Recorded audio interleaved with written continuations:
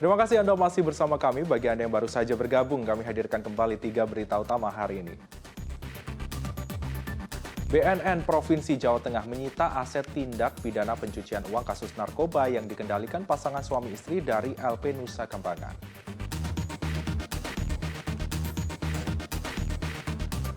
Perayaan HUT ke-77 TNI berlangsung sederhana di sejumlah wilayah, namun berbagai kejutan diberikan kepada jajaran TNI.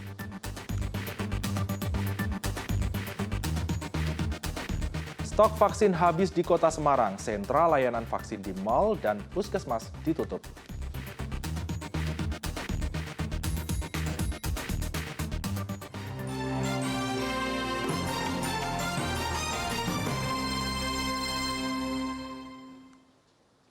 Peringatan Hari Ulang Tahun TNI ke-77 digelar dengan upacara di lapangan Makodam 4 di Ponegoro di Watugong, Semarang.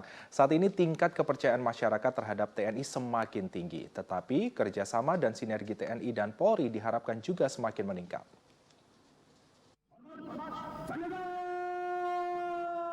Jajaran Kodam 4 di Ponegoro menggelar upacara peringatan HUT ke-77 TNI Rabu pagi di lapangan Makodam 4 di Ponegoro, Watugong, Semarang.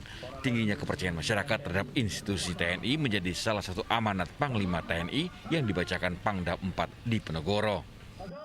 Ini perlu rasa kecintaan kita kepada masyarakat. Maka saya sudah sampaikan ke seluruh jajaran supaya kalau ada permasalahan di masyarakat, tolong bantu selesaikan. Bantu. Walaupun katakanlah misalnya kita hanya membuat kopi, tapi kopi itu kan bisa membuat orang menjadi katakanlah lebih cair daripada orang yang hanya diem-dieman saja. Katakanlah kalau hanya bisa membuat kopi. Jadi sifatnya kita semuanya membantu apa kesulitan masyarakat. Apapun yang bisa kita kerjakan. Menanggapi kepercayaan masyarakat yang tinggi pada TNI, Gubernur dan Kapolda merasa bangga dengan kinerja dan sinergi TNI Polri di Jawa Tengah. Kodam 4 di Ponegoro dengan Polda Jawa Tengah sudah mempunyai sinergitas yang sangat luar biasa. Jadi sudah 4 Pangdam dan jabat jadi Kapolda, kita kayak saudara. Jadi artinya sinergitas kita dari tataran pimpinan sampai anggota di bawah bersama-sama. Itu kita buktikan pada saat penanganan COVID, kemudian problem wilayah, kita selalu bersama-sama. Karena TNI Polri ibarat mata uang yang tidak bisa kita pisahkan antara satu dengan yang lain. Di ulang tahun TNI ini kita semua berharap TNI akan konsisten terus menjaga NKRI, menjaga Pancasila. Itu menjadi harapan rakyat. Dan tadi disampaikan dari banyak pendapat yang diberikan masyarakat, TNI memenuhi kriteria tertinggi. Jadi kredibilitasnya sangat dipercaya masyarakat. Selamatlah. Sementara di Salatiga, satu persatu markas TNI didatangi Kapolres Salatiga untuk memberikan kejutan pada jajaran TNI. Kapolres mendatangi Batalion Infanteri Mekanis Rider 411 Pandawa, Kostrat, Korem 073 MKT, Kodim 0714 Salatiga, Denpom 43 Salatiga. Kapolres dan jajaran kepolisian membawa tumpeng ucapan selamat ulang tahun dan tentunya kue ulang tahun.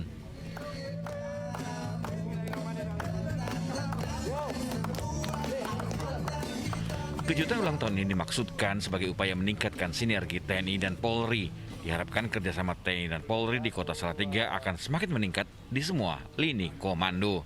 Dengan semangat Tridharma, Eka Karma, semoga TNI semakin profesional, modern dan tangguh, serta senantiasa bersinergi dengan Polri dan seluruh elemen bangsa dalam mewujudkan visi Indonesia Emas tahun 2045. Merasa terhormat lah berkaitan dengan hari ulang tahun TNI yang ke-77. Itu yang dapat kami sampaikan. Sekali lagi kami ucapkan terima kasih. Hubungan yang baik juga diharapkan semakin meningkat karena TNI dan Polri adalah keluarga besar penjaga NKRI yang harus selalu menyatu. Yulianto dan Agus Hermanto melaporkan dari Semarang dan Salatiga. Badan Narkotika Nasional Provinsi Jawa Tengah menyita aset senilai 800 juta rupiah dari hasil tindak pidana pencucian uang kasus narkoba. Pada kasus ini, pasang suami istri ditetapkan sebagai tersangka. Sang suami mengendalikan bisnis narkoba dari balik penjara Nusa Kambangan, sedangkan istrinya menampung dan mengelola uang hasil bisnis narkoba. BNN Provinsi Jawa Tengah dan Kejaksaan Tinggi Jawa Tengah menyita rumah di Taman Verbenia, Perumahan Greenwood, Kota Semarang, Kamis siang. Rumah ini merupakan aset hasil tindak pidana pencucian uang kasus narkoba. Selain itu juga disita uang tunai dan logam mulia. Penyitaan aset sebelum kasus dilimpahkan ke Kejaksaan Tinggi.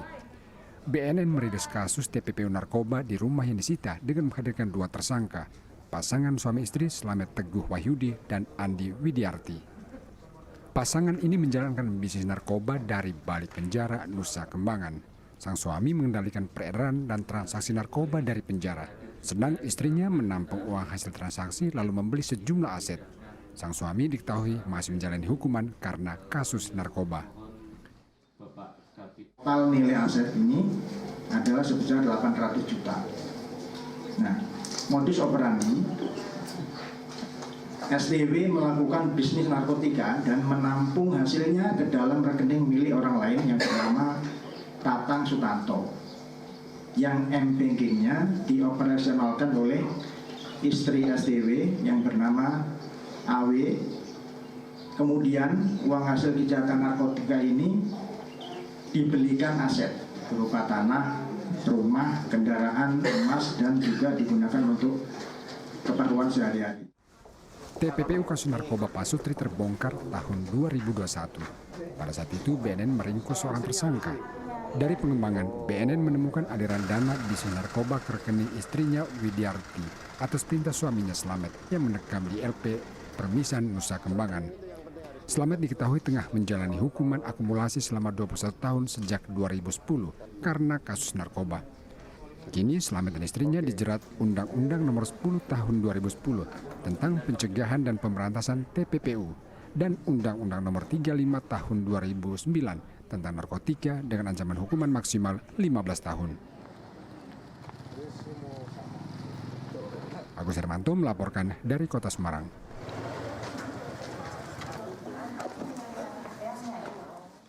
Pelaksanaan Operasi Zebra Candi 2022 Satlantas Polres Grobogan, Jawa Tengah dilakukan dengan membagikan helm dan sembako gratis sambil berpatroli. Operasi Zebra kali ini dilaksanakan lebih humanis demi keamanan, keselamatan, ketertiban, dan kelancaran lalu lintas. Ada perbedaan yang dilakukan polisi dalam pelaksanaan Operasi Zebra Candi tahun 2022. Rencananya operasi ini dilaksanakan lebih humanis oleh Satlantas Polres Grobogan. Fokus tilang kepada pelanggar lalu lintas telah dijalankan oleh kamera ETLE yang terpasang di sejumlah titik. Meski baru terpasang 3 titik, namun fungsi kamera ETLE telah dioptimalkan. Dengan adanya kamera ETLE, petugas memiliki lebih banyak waktu untuk berpatroli. Agar lebih humanis, patroli dilaksanakan sambil membagikan sembako dan helm. Kita sekalian juga membagikan sembako untuk warga atau masyarakat yang terdampak terkait dengan kenaikan harga BBM. Kemudian juga kita membagikan helm apabila memang nanti ada pelanggar lalu lintas yang tidak mengenakan helm dalam pelanggarannya. Ya, intinya pada pagi hari ini kita laksanakan kegiatan pencegahan preventif. Meski fungsi kamera ETLE dioptimalkan, namun tilang manual masih diberlakukan saat polisi menemui masyarakat atau pelanggar lalu lintas yang dilakukan secara kasat mata. Arif Nur melaporkan dari Kabupaten Grobogan. Stok vaksin COVID-19 di Kota Semarang menipis. Berdasarkan data terakhir, stok vaksin di Semarang hanya tersisa 198 dosis saja. Dinas Kesehatan pun terpaksa menutup sentra vaksin di pusat perbelanjaan. Proses vaksinasi COVID-19 masih berjalan di beberapa sentra vaksin di Kota Semarang. Tetapi ternyata ketersediaan vaksin COVID-19 sudah mulai menipis. Melihat keterbatasan stok vaksin COVID-19, Dinas Kesehatan terpaksa menutup sentra vaksin di pusat perbelanjaan di Mall Tentrem dan 35 puskesmas yang ada di Kota Semarang. Kini Dinas Kesehatan hanya melayani vaksinasi COVID-19 di 2 tempat, yaitu Puskesmas Pandanaran dan Rumah Dinas Wali Kota Semarang. Kini Dinas Kesehatan Kota Semarang masih menunggu dropping vaksin dari pemerintah pusat. Kota Semarang saat ini masih menyisakan sekitar 198 dosis vaksin COVID-19. Dan mudah-mudahan nanti segera ada tambahan dari pusat ya. Kami terus berusaha untuk meminta ke provinsi ataupun ke pusat, tapi karena memang di mereka juga kosong, kami diminta untuk menunggu. Di tentrem sudah kita hentikan sejak kemarin. Ini kalau misalnya masih segitu, mungkin kita hanya buka 2 tempat ya, hanya di Puskesmas Pandanaran, di rumah dinas wali kota di Manyaran. Mudah-mudahan yang memang terutama yang masyarakat yang mobilitasnya tinggi, yang harus terbang atau dengan mobilitas yang lain, harapannya masih bisa kita fasilitasi pada hari ini.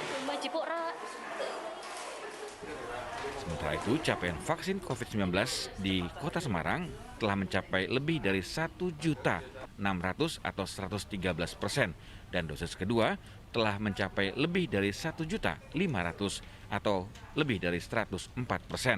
Kemudian vaksin booster atau vaksin ketiga telah disuntikan hampir 750.000 orang atau 64%. Sementara vaksin dosis keempat untuk tenaga kesehatan mencapai 92%. Ali Mustafirin melaporkan dari Kota Semarang. Tambah sehat ya. Sekelompok muralis di Kota Solo membuat mural berisi pesan damai bagi pendukung klub sepak bola di Indonesia. Pembuatan mural didasari keprihatinan atas tragedi di Stadion Kanjuruhan, Kabupaten Malang. Sementara itu, ribuan supporter dari berbagai klub sepak bola menggelar tabur bunga dan doa bersama di alun-alun Kabupaten Purworejo.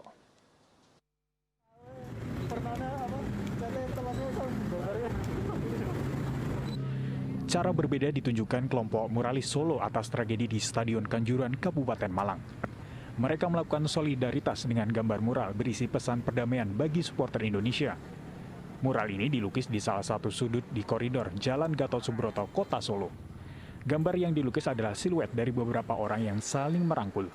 Logo beberapa klub sepak bola turut dilukis di dalam mural ini.